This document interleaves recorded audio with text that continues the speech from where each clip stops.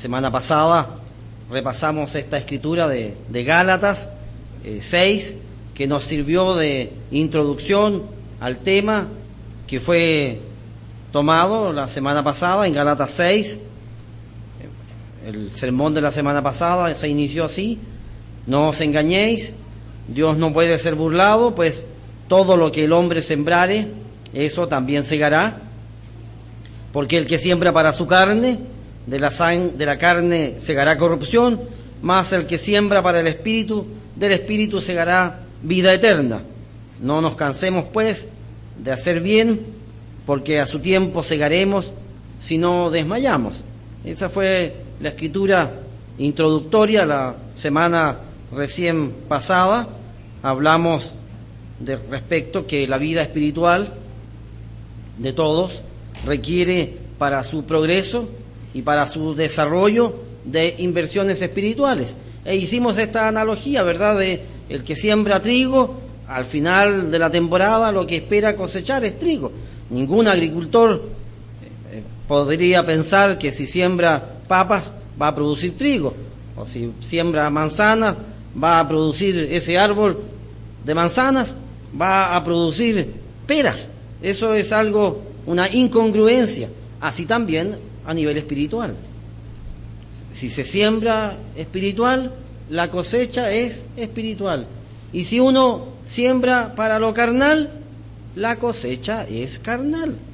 Uno no puede pensar que sembrando en carnalidad va a producir espiritualidad. Eso fue lo que conversamos la semana pasada, y también hablamos respecto que para que haya crecimiento, una fórmula para trabajar el crecimiento es despedregar, sacar las piedras que obstruyen nuestro crecimiento. La idea del progreso espiritual está ampliamente explayado en las Escrituras. Las Escrituras nos instan a que los cristianos trabajemos en lo espiritual para que progresemos en lo espiritual. Y la semana pasada tocamos este tema, ¿verdad?, apuntando a que debemos sacar las piedras espirituales.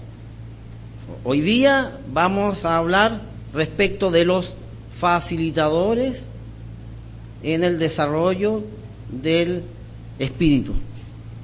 Facilitadores, así como hay obstructores para el desarrollo, las piedras. ¿Se acuerda que mencionamos acá esta escritura vamos a ver, de la razón, que a veces la razón nos juega en contra? Aquí tengo una escritura al respecto, en Romanos 1:21. Mencionamos la semana pasada 5 obstructores, 5 piedras que pueden hacer que nuestras raíces espirituales se vean entorpecidas. Una de ellas fue mencionar, a veces la razón obstruye. Bueno, aquí en Romanos 1:21 tengo aquí una escritura hablando de los hombres en el mundo. Dice aquí, pues habiendo conocido a Dios, no le glorificaron como a Dios, ni le dieron gracias, sino que se envanecieron en sus razonamientos. Aquí dice, y su necio corazón fue entenebrecido. Creyendo ser sabios, se volvieron necios. A veces la razón nos juega en contra. Una pregunta: ¿cuántas personas inteligentes creen en Dios? O podríamos hacer la pregunta desde la otra perspectiva, ¿verdad? ¿Cuántas personas inteligentes en el mundo no creen en Dios? Eso uno lo ve todos los días. Todos los días uno se encuentra con personas que en su raciocinio no logran ver a Dios. Y Pablo aquí en Romanos les estaba hablando a los romanos, diciéndole, mire, Dios, las pruebas de que Dios existe son abrumadoras. La naturaleza habla por sí sola, el universo habla por sí solo. Los millones de estrellas hablan por sí solas. Pero el mundo que investiga las estrellas, que investiga la naturaleza, suele no creer en Dios. Y empiezan a decir, bueno, no, mire, esto fue producto de la casualidad. Algo pasó, y no explican qué es ese algo, pero algo pasó y todo surgió. Miren, el verdor de las plantas, el azul del cielo, todo surge de una manera espontánea. ¿Pero hay alguna causa? No, mire, pero eso es producto del azar. Hay otros planetas en otras partes, y aquí ustedes pueden ver, los científicos de la NASA siguen investigando, buscando otro planeta parecido a la Tierra. Bueno, el ser humano, la razón del ser humano. Otro obstáculo que mencionamos la semana pasada, los pecados. Los pecados obstaculizan nuestra relación con Dios. Aquí Isaías 59:1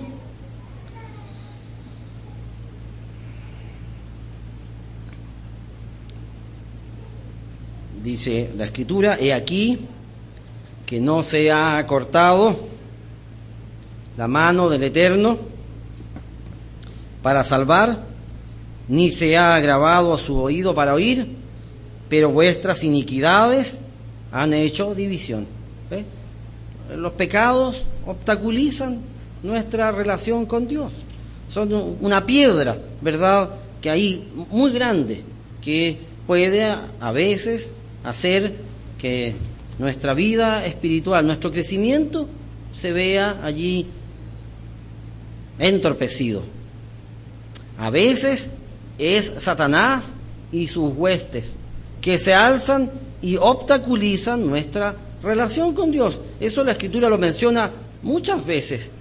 Nosotros, hermanos, no tenemos lucha contra carne y sangre, sino, como dice Efesios 6:12, sino contra principados, contra potestades, contra los gobernadores de las tinieblas de este siglo, contra huestes espirituales de maldad en las regiones celestes. Nosotros vivimos luchas espirituales todos los días. A veces uno es más consciente de estas luchas espirituales, otras veces es más inconsciente de estas luchas espirituales. Pero las luchas espirituales las batalla el cristiano todos los días. También mencionamos que las raíces de amargura a veces no nos dejan crecer. Hebreos 12:15 dice aquí: mirad bien, no sea que alguno deje de alcanzar la gracia de Dios, que brotando alguna raíz de amargura os estorbe, y por ella muchos sean contaminados. A veces, las raíces de amargura. Y dice aquí: brote alguna raíz de amargura, nazca alguna raíz de amargura. Se ha mencionado que las raíces de los árboles son capaces de penetrar las rocas más duras. Tienen una sustancia química en los extremos que cataliza y rompe cualquier tipo de sustancia.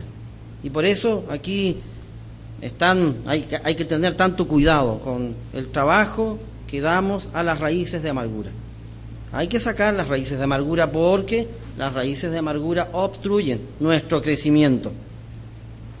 También mencionamos la escritura de Primera de Pedro 3:7, que dice claramente que una mala relación conyugal obstaculiza nuestras oraciones.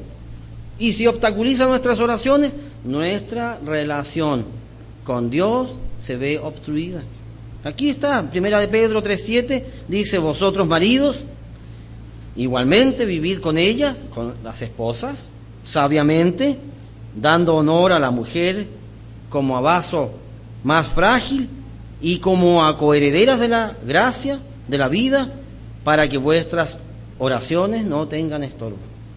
Así es que aquí están estos 5 puntos que mencionamos, estas piedras que obstaculizan o que pueden obstaculizar nuestro desarrollo espiritual.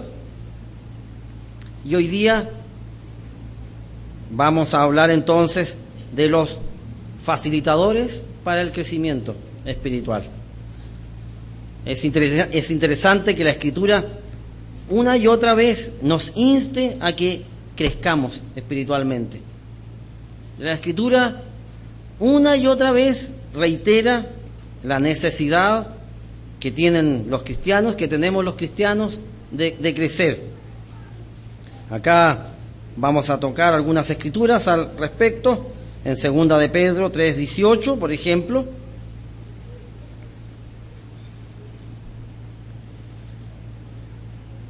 La Escritura dice: antes bien, creced en la gracia y el conocimiento de nuestro Señor y Salvador Jesucristo. A Él sea gloria, ahora y hasta el día de la eternidad. Una Escritura que dice: creced en la gracia y el conocimiento. Otra Escritura, en Santiago 5:7, dice: por tanto, hermanos, tened paciencia hasta la venida del Señor. Mirad cómo el labrador espera el precioso fruto de la tierra, aguardando con paciencia hasta que reciba la lluvia temprana y la tardía. Tened también vosotros paciencia y afirmad vuestros corazones, porque la venida del Señor se acerca. ¿Ven? ¿Se fijan?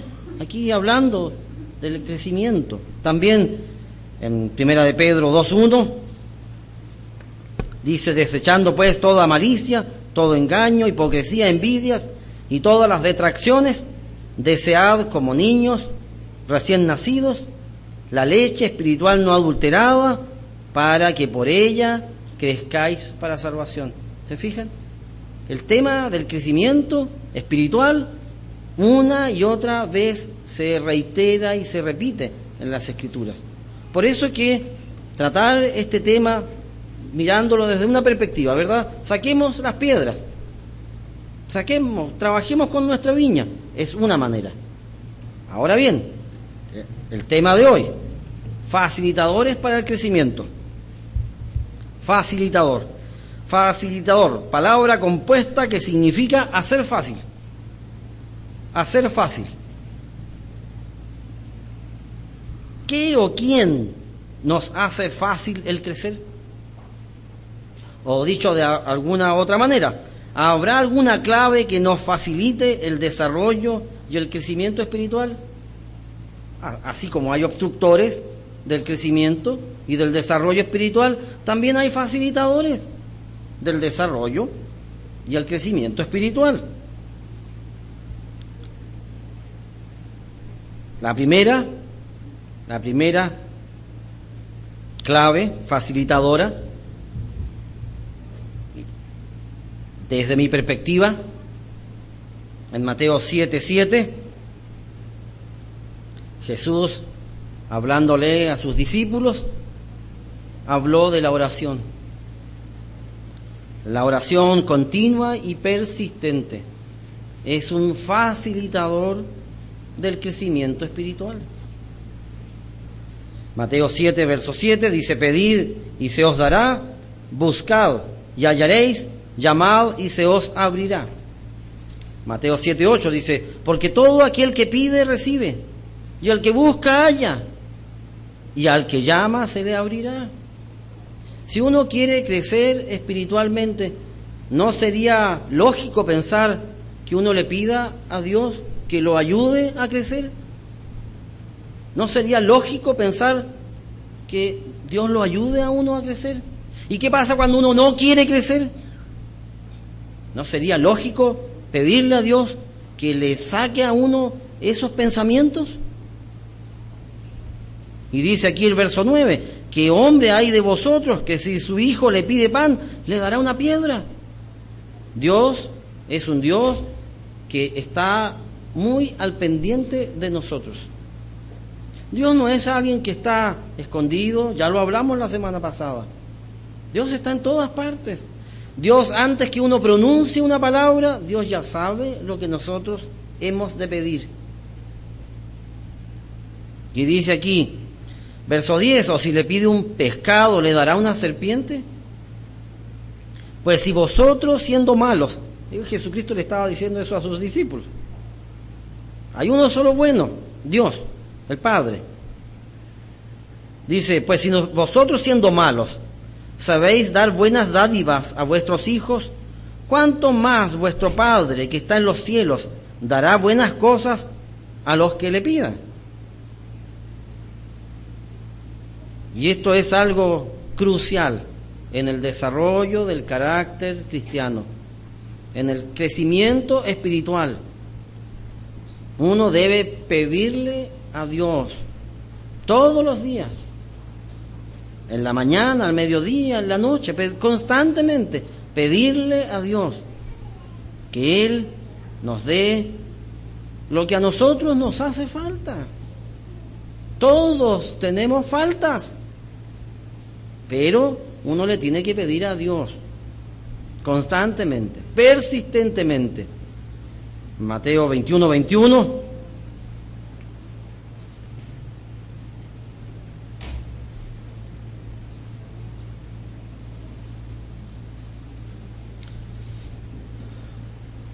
Dice aquí, respondiendo Jesús les dijo, de cierto os digo que si tuvierais fe y no dudareis, no solo haréis esto de la higuera, porque los discípulos estaban sorprendidos, ¿verdad?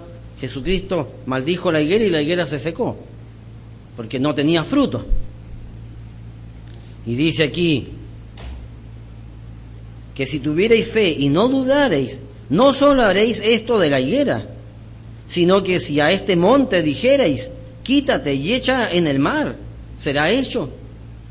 Y todo lo que pidiereis en oración, creyendo, lo recibiréis. Es curioso esto, y no es curioso, en realidad es, ¿cómo lo puedo decir? ¿Han pensado ustedes que a veces uno limita a Dios? ¿No han llegado a esa conclusión ustedes?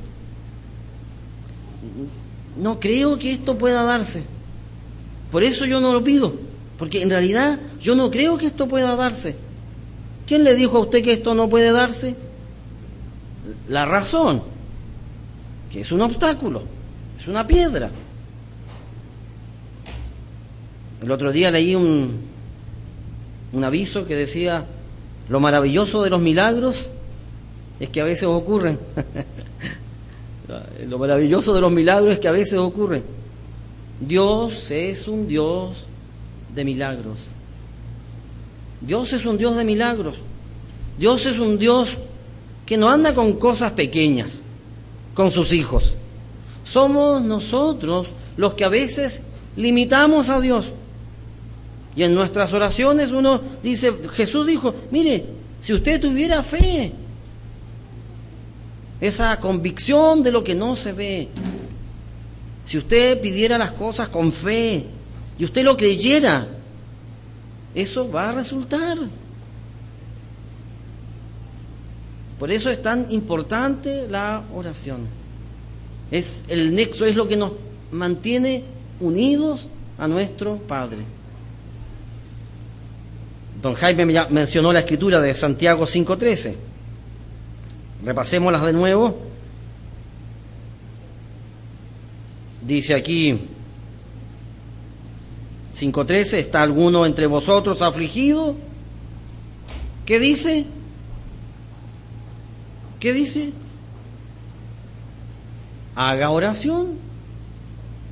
Haga oración. ¿Está alguno alegre? Cante alabanzas. ¿Está alguno enfermo entre vosotros? Llame a los ancianos de la iglesia y oren por él, ungiéndole con aceite en el nombre del Señor. Y la oración de fe salvará al enfermo. Verso 16 dice, confesaos vuestras ofensas unos a otros y orad unos por otros, para que seáis sanados.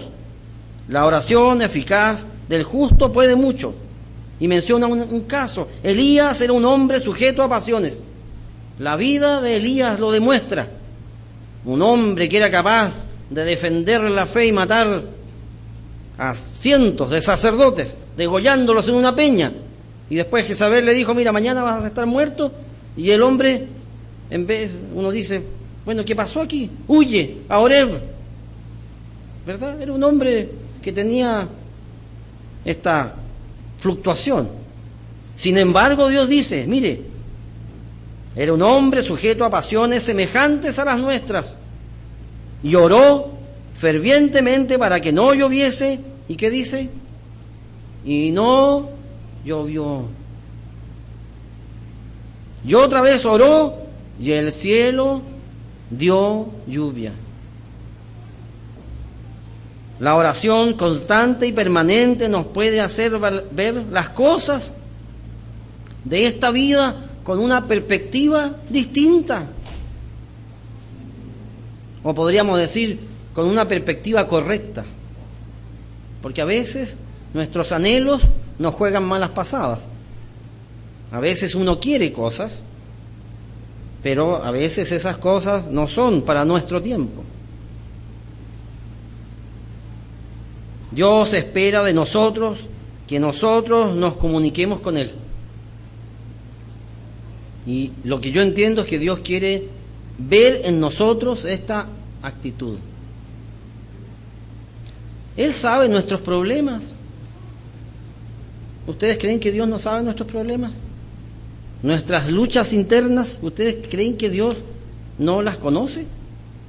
Todos tenemos luchas internas, todos.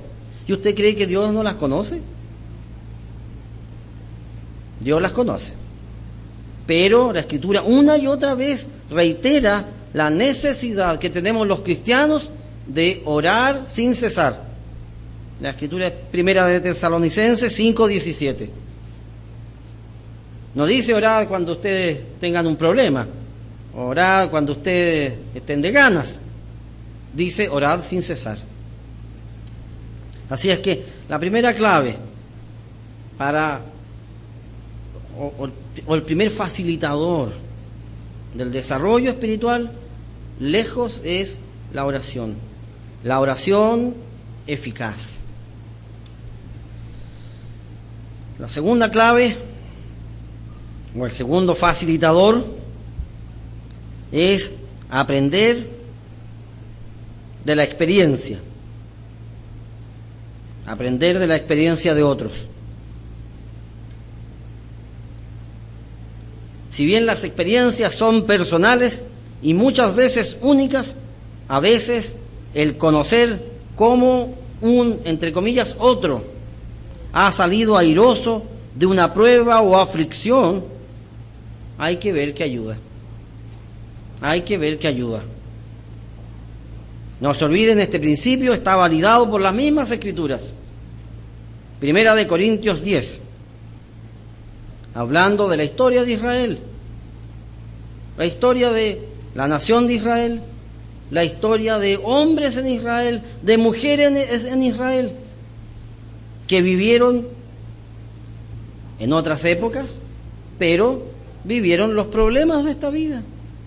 Los problemas de esta vida.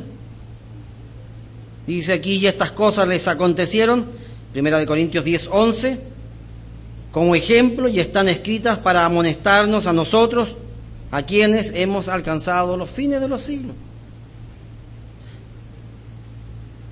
Así que el que piensa estar firme, mire que no caiga. No os ha sobrevenido ninguna tentación que no sea humana. ¿Se fijan? Personas no tenían notebook, ni laptop, ni nada de estas cosas, pero vivían problemas relacionales, los enemigos que los atacaban, que les quemaban las cosechas, que les robaban las cosechas. Bueno, no nos ha sobrevenido ninguna prueba que no sea humana. Pero fiel es Dios, que no os dejará ser probados más de lo que podéis resistir, sino que dará también juntamente con la prueba la salida, para que podáis soportar. El ejemplo de un otro que ha salido airoso de una prueba o aflicción, puede darnos las claves para que nosotros también veamos las cosas con otros ojos. Segunda de Corintios. La segunda carta de Corintios es una carta muy emotiva. Pablo habla con los hermanos de Corinto, y no se olviden que en la primera carta de Corinto, la primera carta fue una carta correctiva, fue una carta muy fuerte, pero en esta segunda carta vemos a un Pablo que dice: mire, yo he vivido cosas. Vayamos allá, segunda de Corintios 1, dice Pablo, apóstol de Jesucristo, por la voluntad de Dios, y el hermano Timoteo, a la iglesia de Dios que está en Corinto, con todos los santos que están en toda Acaya, gracia y paz a vosotros, de Dios nuestro Padre y del Señor Jesucristo. Bendito sea el Dios y Padre de nuestro Señor Jesucristo, Padre de misericordias y Dios de toda consolación, el cual nos consuela en todas nuestras tribulaciones, para que podamos también nosotros consolar a los que están en cualquier tribulación por medio de la consolación con que nosotros somos consolados por Dios. ¿Ves? Cuando uno vive una prueba, cuando uno ha vivido un problema y uno ha resuelto ese problema, o Dios lo ha ayudado a uno a resolver ese problema, uno tiene la fuerza moral para ponerse en el lugar del otro y consolar al hermano, ayudarlo, darle esas palabras de apoyo. Aprender de la experiencia ajena es un facilitador en nuestro perfeccionamiento, en nuestro desarrollo. Aquí quiero leerles. No me pregunten dónde lo compré, pero aquí en Santiago lo compré. Biblia para la guerra espiritual, así se llama el panfleto. Y aquí hay algo interesante que quise compartir con ustedes. La historia de José. Y dice: confíe en que Dios le haga fructífero en el área de su mayor aflicción. José era el segundo de los hijos menores de Jacob y el favorito de su padre. Su caminar con Dios comenzó con sueños y visiones. La vida de José es un patrón para muchos que han tenido un genuino llamado de parte de Dios. Nuestro caminar con Dios puede que también haya comenzado con un folleto de viajes, de sueños y visiones, en los que Dios nos da un cuadro de su destino para nosotros. Dice aquí: sin embargo, no podemos ver cómo sus promesas llegarán a cumplirse en nuestras vidas. A veces pasa eso, ¿sí o no? Todos soñamos con el reino, ¿sí o no? Todos soñamos con que vamos a llegar allá, pero cuando uno está viviendo una prueba difícil, complicada, de esas pruebas que a uno les hace doler el corazón, uno empieza, dice, bueno, Dios nos ha prometido, pero no entendemos los insondables caminos del Señor, como dice la Escritura. Bueno, José fue traicionado por sus hermanos y ellos le abandonaron para que muriese. Uno piensa, una familia eximia. En el sur usamos esta expresión. ¿Quién ha jugado truco? Las coyhaiquinos juegan truco. Flor y truco. ¿Sí? Flor de familia, diríamos. Fue injustamente acusado cuando la esposa de Potifar intentó seducirle. Fue encarcelado y olvidado por todos a excepción de Dios, quien pacientemente observaba y medía la reacción de José en las dificultades. La Escritura muestra que José era un hábil administrador. En donde lo pusieran, José, sus decisiones lo llevaban a que hiciera una administración excelente. Sin embargo, las circunstancias se le oponían. Lograba un pequeño éxito y venía una cosa terrible. Rico o pobre, bendecido o golpeado, José sirvió a Dios. Él estaba siendo probado, pero siguió pasando sus pruebas. José fue probado delante de los hombres, pero fue hallado inocente delante de Dios. Finalmente, en el momento adecuado, el Señor, de repente, unió todos los cabos sueltos de la vida de José.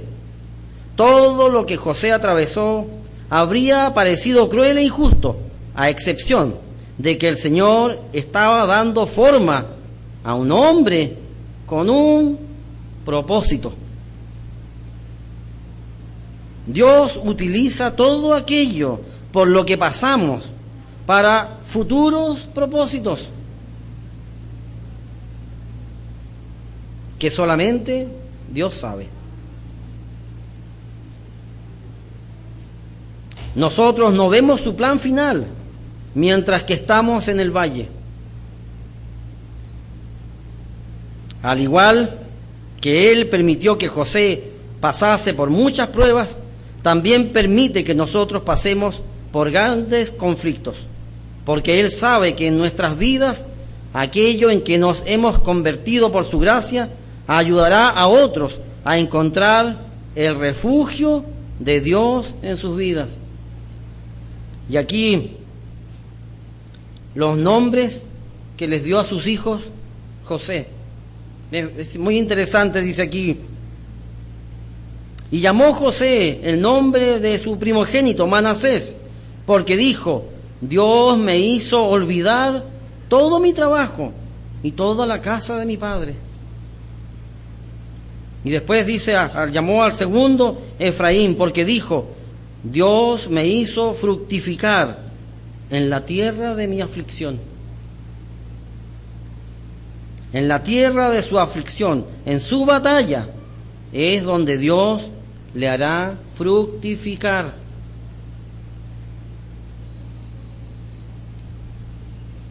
Allí donde somos probados, allí uno logra la experticia. Allí donde uno es probado, allí uno logra la experticia.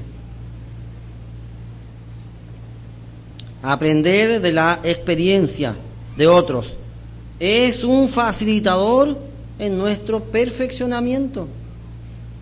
Entender que a veces uno vive humillaciones y vive problemas y vive persecuciones y vive dolores, pero Dios tiene algo preparado para usted y para mí.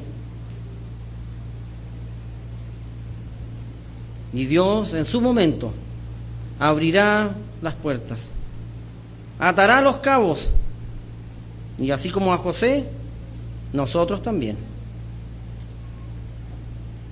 Y cuando uno se pone en esa perspectiva del ejemplo, uno dice: ¿qué más podemos aprender de otros? ¿Qué podemos aprender de la vida de Moisés? ¿Qué podemos aprender de la vida de Jefté? ¿Qué podemos aprender de la vida de los muchos hombres y mujeres que han peleado la buena batalla de la fe? Mucho podemos aprender.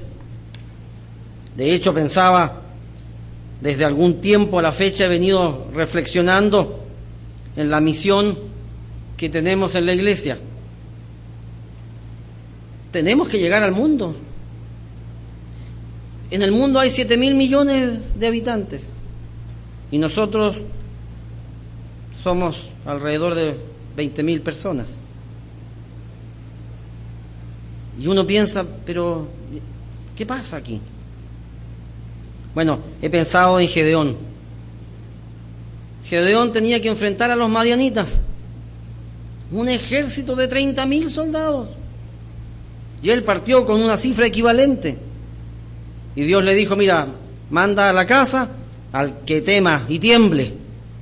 Y se fueron y quedaron 10.000.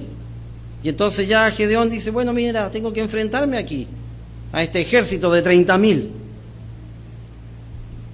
Y Dios le dice: ¿sabes qué? 10.000 son muchos.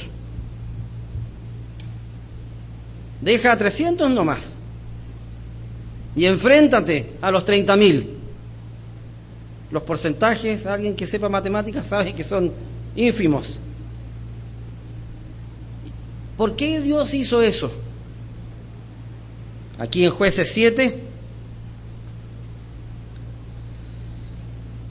en el verso 1 dice: levantándose pues de mañana Jerobaal, que es el otro nombre que se le da a Gedeón, y todo el pueblo que estaba con él, acamparon junto a la fuente de Arod, y tenía el campamento de los madianitas al norte, más allá del collado de Moré, en el valle.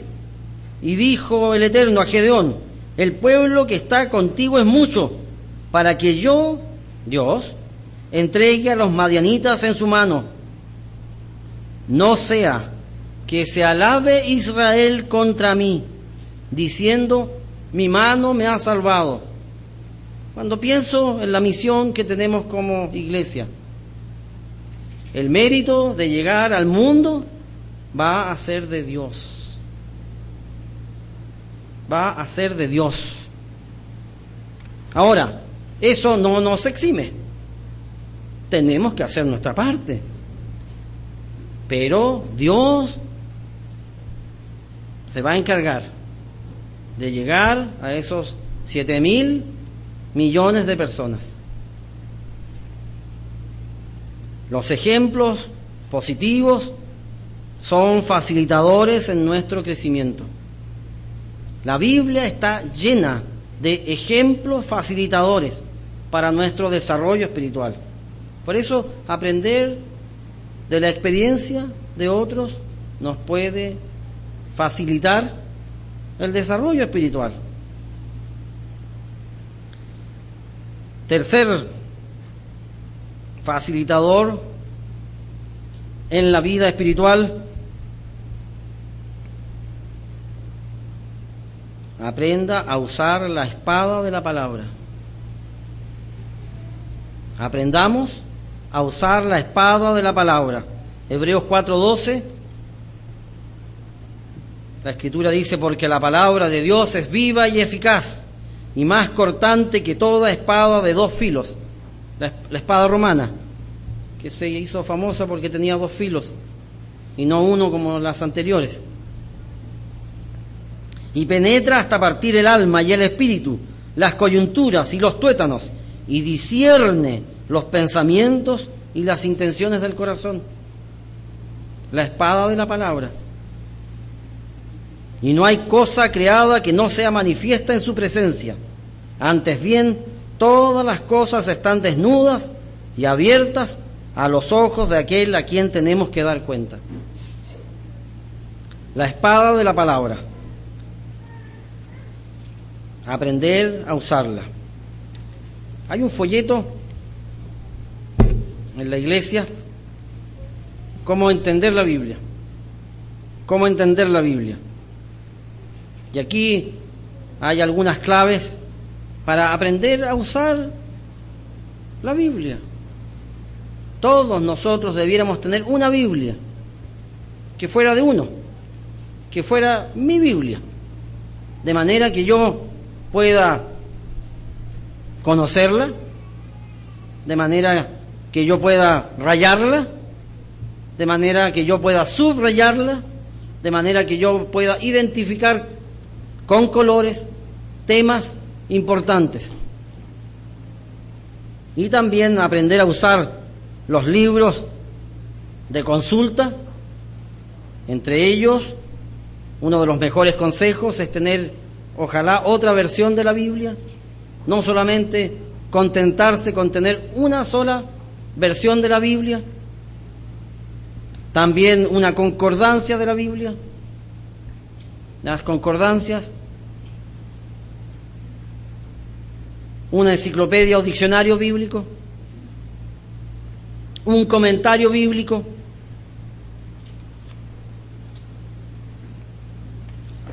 La Escritura nos dice que uno debe estar preparado para presentar defensa.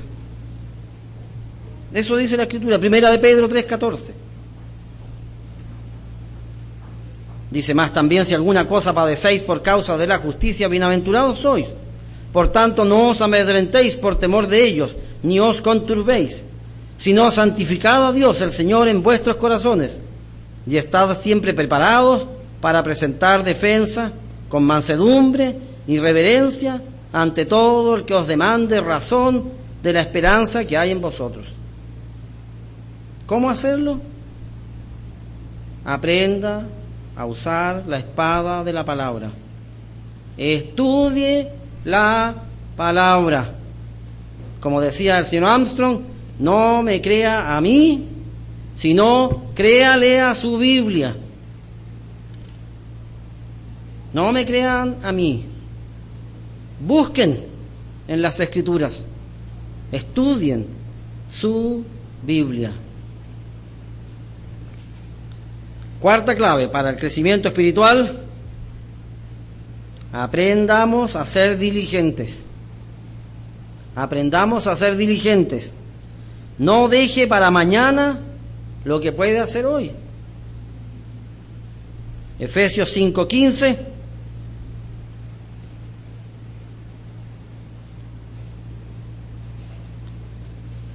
Efesios 5:15, Pablo nos dice: mirad pues con diligencia cómo andéis, no como necios, sino como sabios, aprovechando bien el tiempo, porque los días son malos. Una de las cosas que tiene la vida es que la vida es efímera. Una de las cosas que tiene la vida es que la vida es efímera. Y en esta transitoriedad hay elementos y circunstancias que cambian con los años. Esto es una de las cosas que todos los que estamos aquí hemos ido viviendo o aprendiendo a vivir. Las cosas con los años cambian. Una de estas cosas es la visión. La vida pasa y la facilidad para leer disminuye.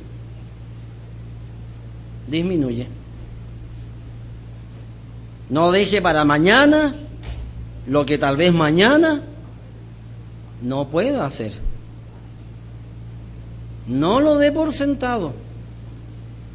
Que veamos es un milagro. Que escuchemos es un milagro. Que podamos hablar es un milagro. Que podamos sentir es un milagro. A veces la vida es tan transitoria. Y digo tan transitoria, eso los expertos dirían eso no es así. Pero a veces uno abre los ojos y se ve cuando tenía 20 años. Y uno cierra los ojos y abre y dice: mira, ahora tengo 25 años. No, han pasado tantos años. A veces uno no sabe valorar lo que tiene cuando lo tiene. A veces uno no valora el tiempo. ¿Han pensado en eso? Hay circunstancias en la vida en donde uno a veces tiene tiempo y uno no aprovecha bien el tiempo. ¿Cuándo quiere aprovechar bien el tiempo? Cuando uno no tiene tiempo.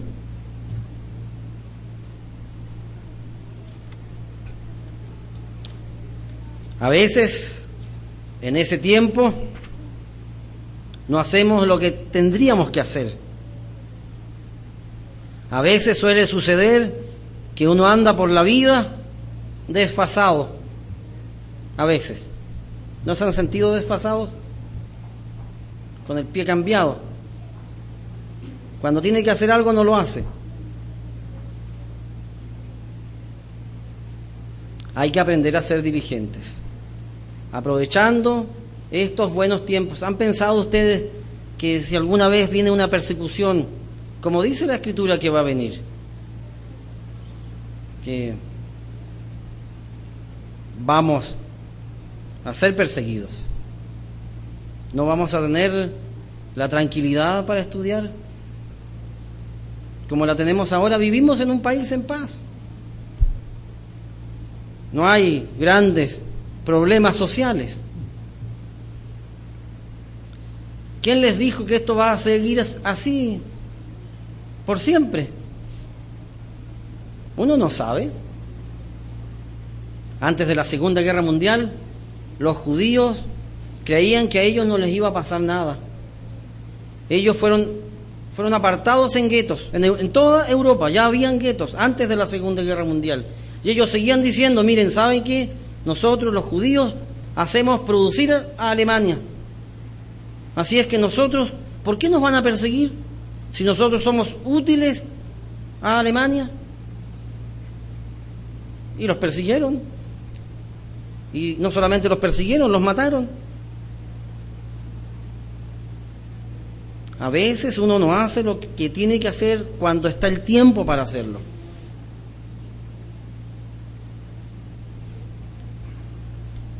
Quinta clave para el desarrollo espiritual: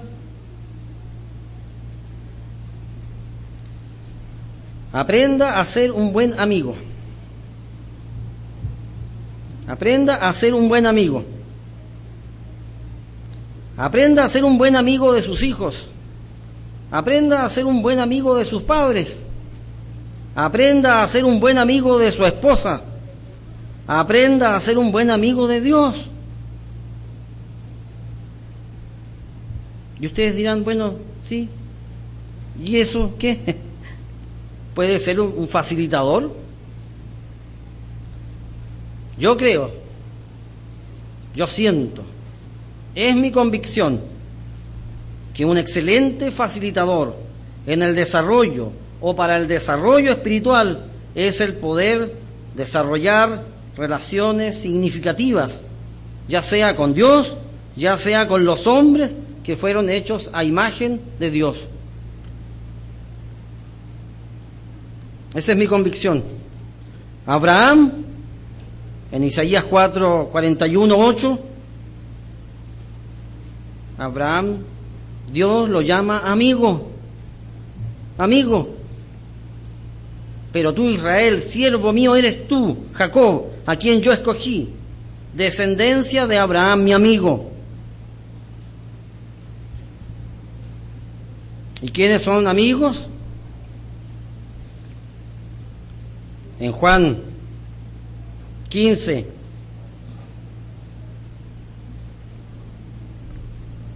verso 11 dice: estas cosas os he hablado para que mi gozo esté en vosotros y vuestro gozo sea cumplido.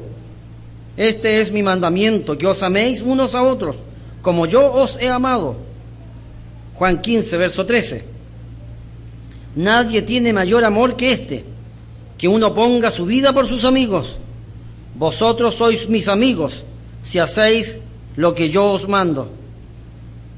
Ya no os llamaré siervos, porque el siervo no sabe lo que hace su señor, pero os he llamado amigos, porque todas las cosas que oí de mi Padre os las he dado a conocer.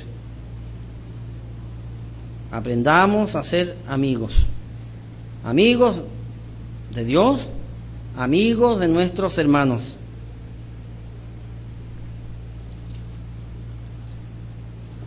No hay mayor facilitador en la vida espiritual que sentirse entre amigos, ¿o no? Igual se puede crecer en condiciones de hostilidad, pero es mucho más fácil, y aquí estamos hablando de los facilitadores, es mucho más fácil crecer cuando uno está rodeado de amigos. Y por eso hay que aprender a ser amigo.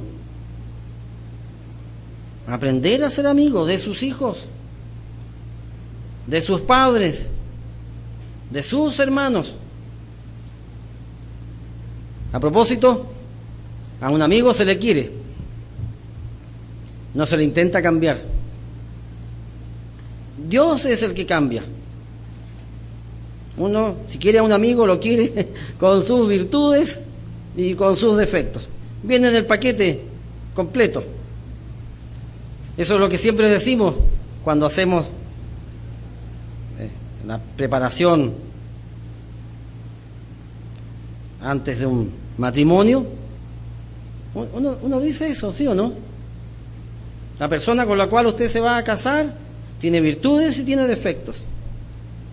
A veces uno se enamora de las virtudes, pero la persona a la cual uno ama tiene virtudes y tiene defectos. Y si uno es amigo de esa persona, lo acepta con sus virtudes y con sus defectos.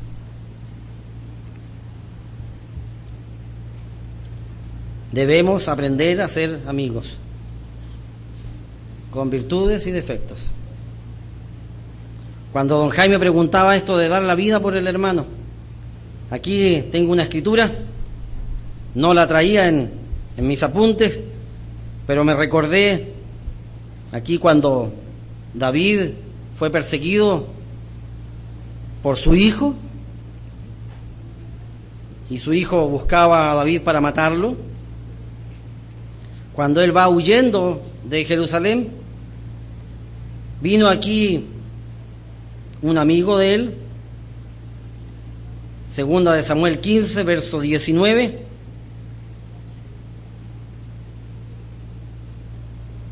Alguien que se les unió al grupo,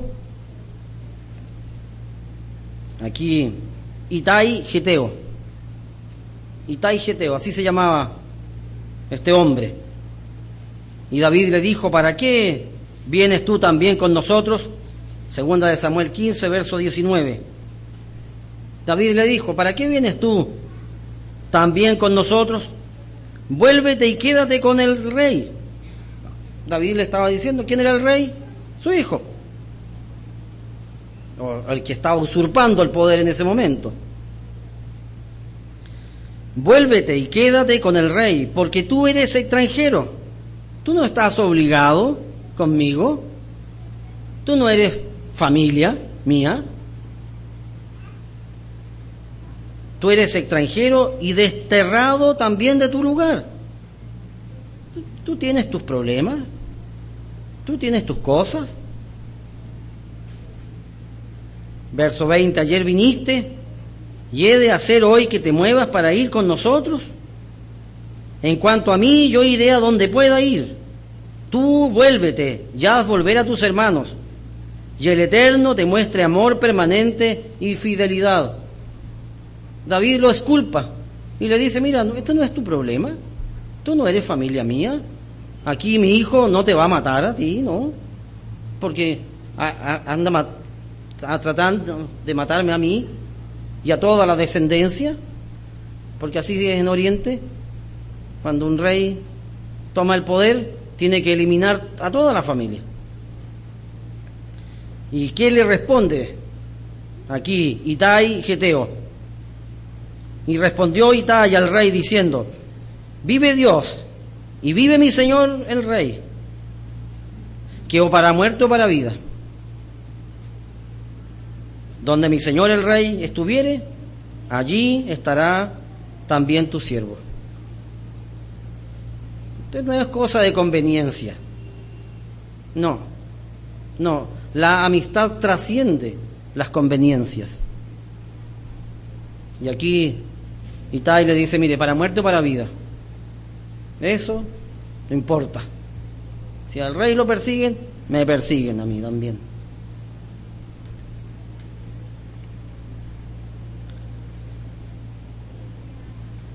Debemos aprender a ser buenos amigos. Si uno se siente entre amigos, por supuesto que esto se transforma en un aliciente para el desarrollo espiritual. Sexta clave: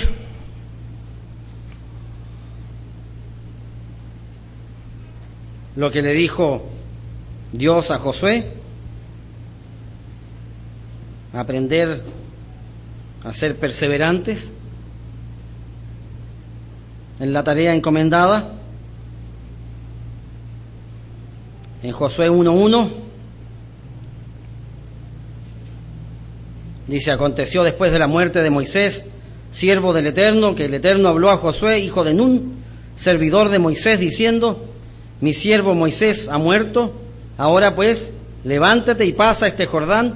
Aquí a Josué le tocó la tarea de repartir la tierra. Y dice aquí, verso 5, nadie te podrá hacer frente en todos los días de tu vida. Como estuve con Moisés, estaré contigo, no te dejaré ni te desampararé. Esfuérzate y sé valiente, porque tú repartirás a este pueblo por heredad la tierra de la cual juré a sus padres, que la daría a ellos. Solamente esfuérzate y sé muy valiente para cuidar de hacer conforme a toda la ley que mi siervo Moisés te mandó. No te apartes de ella ni a diestra ni a siniestra, para que seas prosperado en todas las cosas que emprendas. Nunca se apartará de tu boca este libro de la ley, sino que de día y de noche meditarás en él, para que guardes y hagas conforme a todo lo que en él está escrito, porque entonces harás prosperar tu camino y todo te saldrá bien. Mira que te mando que te esfuerces y seas valiente. No temas ni desmayes, porque el Eterno tu Dios estará contigo en donde quiera que vayas. Nunca te apartes de. Nunca te apartes de. Su sinónimo es perseverar. Su sinónimo es perseverar. Perseverar en el bien hacer. ¿Qué dice la Escritura? Romanos 2, verso 6. La Escritura dice, el cual, hablando de Dios, pagará a cada uno conforme a sus obras, vida eterna a los que, perseverando en bien hacer, buscan gloria y honra e inmortalidad. Aprender a ser perseverantes. Séptimo facilitador para el desarrollo espiritual. Junto con el primero, este séptimo facilitador debieran concentrar nuestras máximas atenciones siempre.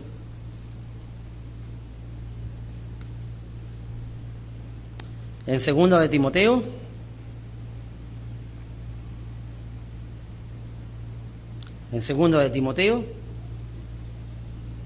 Pablo, hablándole a Timoteo, le dice en el verso 3, doy gracias a Dios, al cual sirvo desde mis mayores con limpia conciencia, de que sin cesar me acuerdo de ti en mis oraciones noche y día, deseando verte al acordarme de tus lágrimas, para llenarme de gozo, trayendo a la memoria la fe no fingida que hay en ti, la cual habitó primero en tu abuela Loída y en tu madre Eunice, y estoy seguro que en ti también, por lo cual te aconsejo que avives el fuego del don de Dios que está en ti por la imposición de mis manos. Avivar el fuego del don de Dios. La analogía usada por Pablo es de lo más pintoresca. Yo me imagino que Pablo vio muchas veces cómo se consumía el fuego. Eso es lo que yo me imagino. Yo me imagino que Pablo, estando en la prisión, yo supongo que se calefaccionaban con braseros. ¿Han visto alguna vez cómo se hace un brasero? ¿Han visto alguna vez cómo se extingue un brasero? Se empieza a apagar. Se empieza a apagar de a poquito. Logra un máximo y luego comienza el descenso. Se puede apagar el fuego. Si le falta oxígeno, si le faltan carbones, si al fuego le quitamos su esencia, el fuego se apaga, por poderoso que sea. Un incendio forestal puede quemar 1000 hectáreas, pero tarde o temprano se va a apagar. Así es que Pablo debe haber visto muchas veces cómo se extinguían esas braseradas. En el ocaso, en la noche, cuando no hay luz más que la luz del fuego, y eso se empieza a apagar. Y Pablo le dijo entonces a Timoteo, y no solo a Timoteo, también a los hermanos en Tesalónica, les dijo, no apaguen el fuego, no apaguéis el espíritu. Y por eso, aquí la pregunta, tenemos la instrucción, Tenemos que avivar el fuego del don de Dios. Y entonces la pregunta del millón es, ¿necesito avivar mi fuego espiritual? Porque podría suponer yo que yo no necesito avivar mi fuego espiritual, porque mi fuego espiritual está en pleno apogeo. Por lo tanto, lo primero que uno tiene que saber es, bueno, ¿necesito yo avivar el fuego del don de Dios? Hay un relato muy llamativo y que uno lo puede tomar como punto de reflexión. El caso de Eliseo. El caso de Eliseo. Eliseo sucedió a Elías en este cargo de profeta. ¿Y qué es lo que pide Eliseo cuando recibe aquí el mando? En Segunda de Reyes 2:9, cuando habían pasado, Elías dijo a Eliseo: pide lo que quieras que haga por ti, antes que yo sea quitado de ti. Y dijo Eliseo: te ruego que una doble porción de tu espíritu sea sobre mí. Este es el relato. El punto de reflexión es, si viviera una situación similar, ¿pediría usted una doble porción del espíritu? No preguntémonos en tiempo real. ¿Usted desea o anhela ser bendecido con una doble porción de espíritu? O podríamos preguntarlo de otra manera. ¿Tenemos esa hambre espiritual que nos lleve a desear, fortalecer y avivar el espíritu? ¿Tenemos esa hambre? ¿Se acuerdan del relato de los peregrinos a Emaús? ¿Se acuerdan cuando Jesús hablaba con ellos? Les mostraba las Escrituras y ellos decían: ¿no ardía nuestro corazón cuando Él nos leía las Escrituras? Y entonces la pregunta: ¿arde nuestro corazón cuando leemos las Escrituras? ¿Arde nuestro corazón? ¿Arde nuestro espíritu? ¿O no? Si no arde, entonces debemos atacar el problema, porque efectivamente es un problema. Avivar el fuego del don de Dios es un excelente facilitador para la carrera espiritual que tenemos por delante. Avivar el fuego, darle oxígeno, ponerle comburente. Estos 7 facilitadores del desarrollo son tan importantes como el retiro de los obstructores. Estas son 2 fases. Uno saca a los obstructores, pero también hace gala de estos facilitadores. Que Dios nos ayude para poder discernir y aplicar los principios, tanto para extraer de nosotros ese pedregal que a veces obstruye nuestro crecimiento e inunda nuestra tierra, así como para darle a esa tierra los fértiles abonos y facilitadores de su desarrollo. Que tengan todos ustedes una muy buena tarde.